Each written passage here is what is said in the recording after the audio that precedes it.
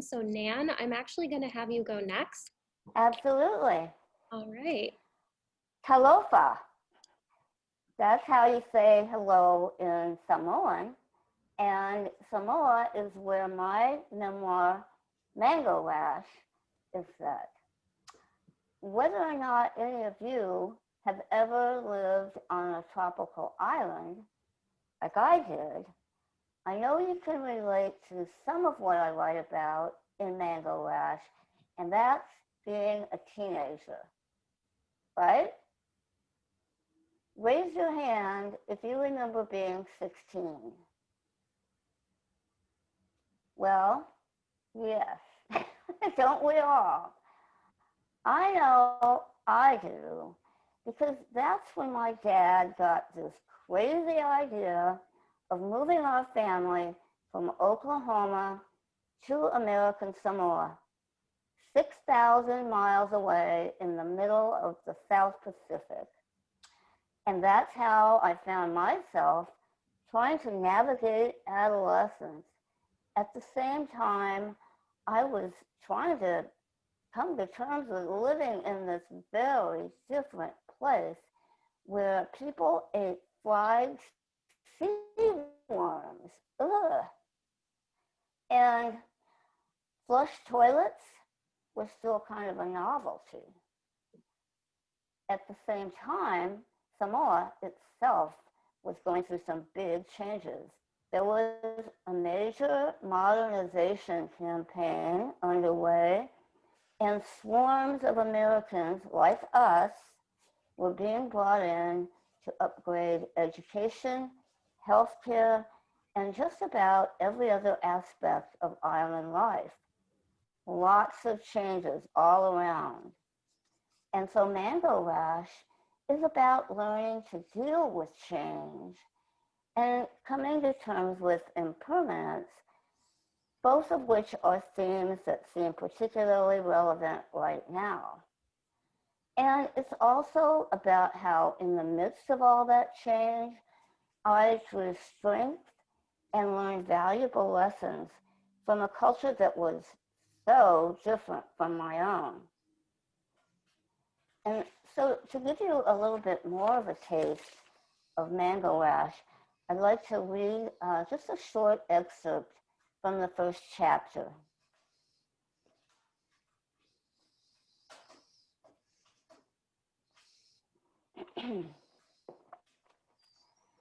It was 5:30 a.m. on a September Sunday in 1965 when our Pan Am flight from Honolulu touched down at Pongo Pongo International Airport. As the jet taxied in from a runway that jutted out into the Pacific, I squinted through the window, eager for my first glimpse at the island where my parents and I had come to live. Hopeful that this pin dot on the map, 6,000 miles from home, would be the paradise I'd envisioned, the setting for my transformation from flatlander to islander, from small town girl to woman of the world. The sky was still too dark to reveal much beyond the tarmac. The backdrop of mountains, just a shadowy hulk, like a heap of rumpled bedding in a dim room at dawn.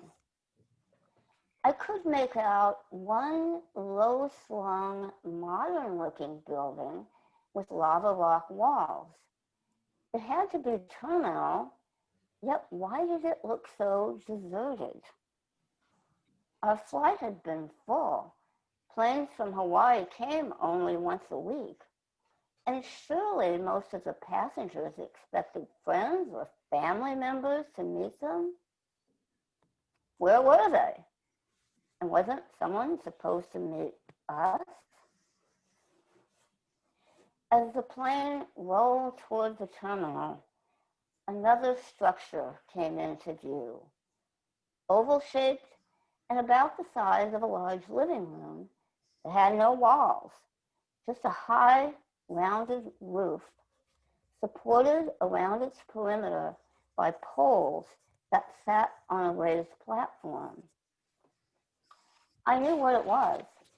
It was a Samoan pale, the traditional building style used for homes and other kinds of structures.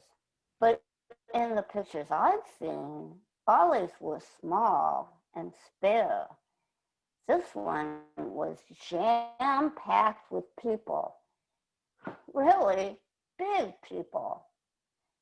Some sat cross-legged, others slept on woven mats. How primitive. A shudder wormed under my skin and wriggled to the top of my spine. Have they been crammed in there together like that all night? Is this how people live here? I glanced at my parents, my mother beside me, my father across the aisle, both staring into the semi-darkness. My mother, sensing my gaze, patted my hand without looking away from the window and smiled, a bit tight-lipped. Was she trying to reassure me or herself? Either way, it was going to take more than an absent-minded pat.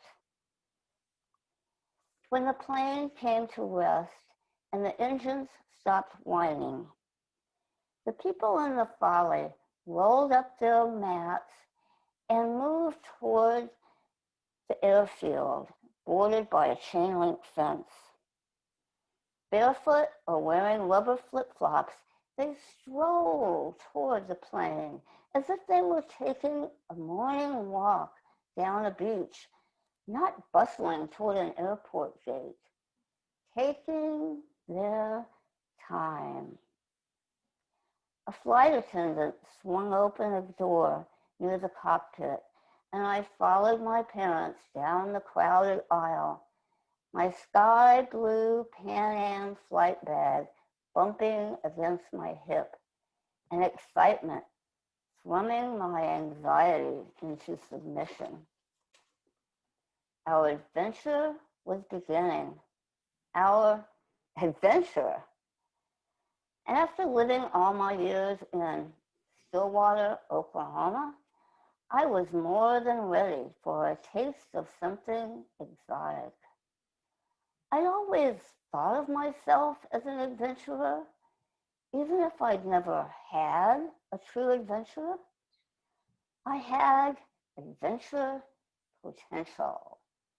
I was sure of it. Thank you. Thank you so much, Nan. Any questions? We do have a question. We have one from Donald. Thank you for sharing that with us, Nan. That was very Okay. enjoyable. I'm interested in what the significance of the title is. Well, it has a kind of a double meaning. There is a chapter called Mango Rash, and that's the chapter where I meet the bad boy, who I'm going to be kind of obsessed with throughout the whole story. And so it's about how something delicious, like a mango, can actually have, or this boy, in that case, can actually have some sort of toxic effects. Because it turns out that mangoes not only cause a rash, but they also can be toxic, especially the green mango.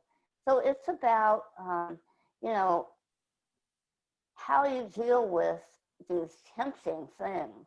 And it doesn't necessarily apply to the whole book, but there are other examples in the book where I was tempted to get into something that was just a little bit dangerous.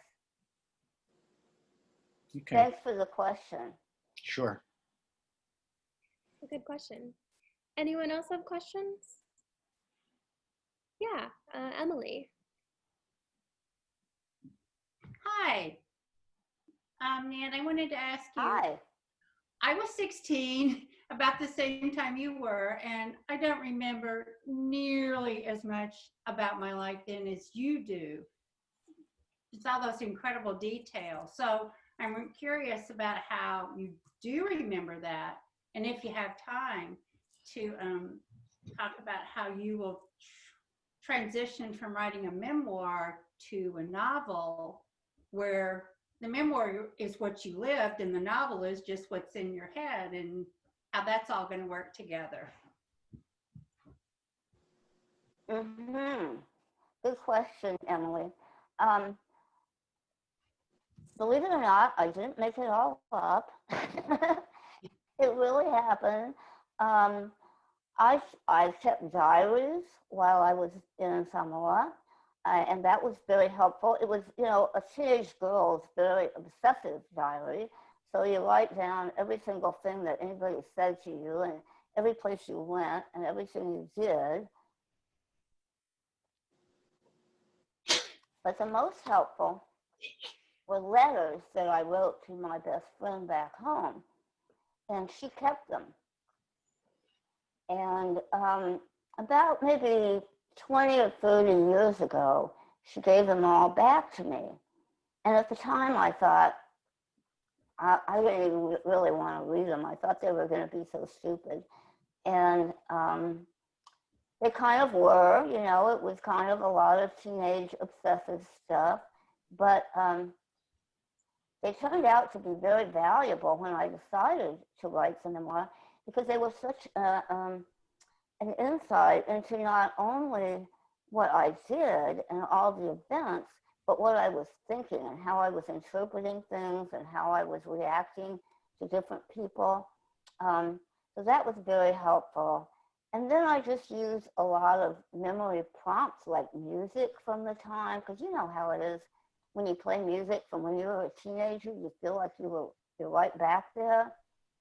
So I used that. I used photos. I had lots of photos. And fortunately, my dad was an excellent photographer. And well, I had my little snapshots of my friends and some places on the island. But he had really wonderful slides of just about every place on the island. And so I could use those to also jog my memory. Now that I'm working on fiction, it is very different because, boy, I don't have to worry that I'm remembering things right. Although it is set in the novel that I'm writing now is set in a town where I actually lived. But I'm trying to fictionalize that town so that it doesn't really matter if I get it all right. But boy, is it fun to be able to just sit down and make stuff up and not worry about if that really happened or not. You still have to worry about maybe whether it could happen and whether it makes sense for things to happen to my fictional characters. But it's a really fun change of pace. Thanks for the question. I have another question, if I may. Do you think that your experience writing a memoir, which is essentially a series of stories about yourself or about the time, helped you or harmed you in your fiction writing? Oh, that's a good question. I think it helped in some ways because, I think your characters always have elements of yourself, at least in your reactions to things. And having gone through that process of thinking about those things, I think has helped give me some insights into the character that I'm trying to create. Mm-hmm. Is that the kind of thing that you're asking about?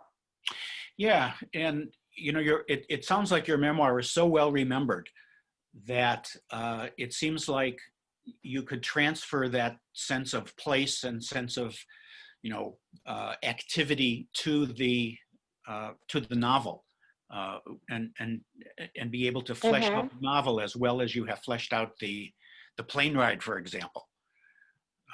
So I just wondered how. Oh, that's a good point. Mm-hmm. Yeah. Okay. Thank you. Yeah, I guess that's what I'm trying to do, and the fact when you know, setting your books where you live, you can do that. And I guess maybe that's part of why I chose a place that I had lived before to model my setting after. Yeah. And actually, the characters in my novel, some of them are based on real people that I knew, that I'm trying to create fictional versions of. But I remember lots of little details about their quirks, and they're very quirky people in my novel. Mm-hmm. So that's been fun, remembering some of their little strange personality details. Yeah. Thanks. We do have time for maybe one more question if anyone has one more. I have a question. What is your writing routine? Do you have one? I try. I find it works best when I write first thing every morning, or well, after breakfast. I have to eat first. I do my yoga, I have my breakfast, I read a little bit, and then I like to sit down and write. I don't write for a lot of hours every day anymore, because I did that as my profession for many years, and I just don't want to sit at a desk all day anymore. But I try to get some writing time in every day, and talking about writing as self-care, like Rosemary did, I really find that to be true, that if I get my writing in for the day, it just really raises my spirits. And if I am not able to get my writing done, especially if I intended to, and I get interrupted somehow, I'm cranky all day. That's what works for me. I know it's different for everyone. Thank you. Wonderful question. And thank you, everyone. Thank you so much, Nan.